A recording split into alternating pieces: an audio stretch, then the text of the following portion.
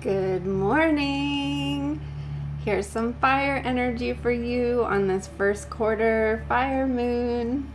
How are you feeling? How's your challenge going? Are you incorporating the elements in the zodiac into your day? I've got my red dress on again today. Keep calling it a red dress. It's a white dress with red flowers. I can't wear solid red because my skin is so pink. So when I wear red, I just look like pink flamingo. So I have to do red subtly like this. You might want to like paint your nails red, put on some red lipstick. I meant to do that earlier. Maybe I'll do that for Leo. So I hope you're having a good weekend. I hope you're having a good time incorporating the fire element into your home life. So make sure to mark in your mood tracker how you're feeling today, because Aries energy at home is going to feel different than Aries energy at work, and waxing Aries and first quarter Aries is going to feel different from waning and dark moon Aries. I'd like to point out about Aries and burnout. While we love like having that spark and that passion and that energy, a lot of times Aries burn out. So this is kind of an example where like attracts like doesn't necessarily work, because adding fire to fire is too much fire sometimes.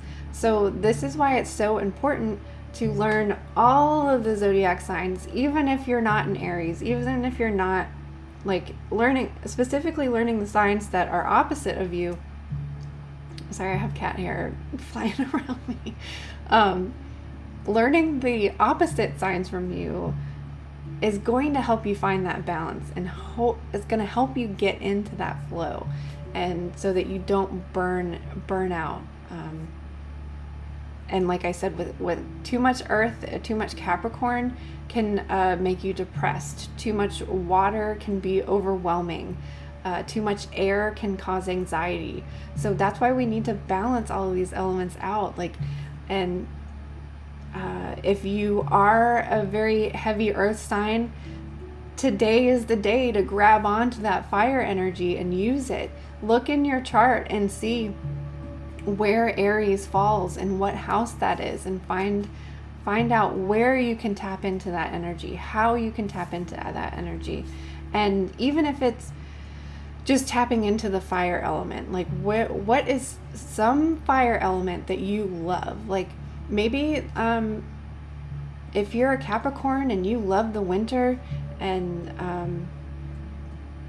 and so you like being out on a cold day, you don't want to burn a fire, but maybe like sitting outside on a cold day with a warm cup of spicy tea, that's how you tap into the fire element for you.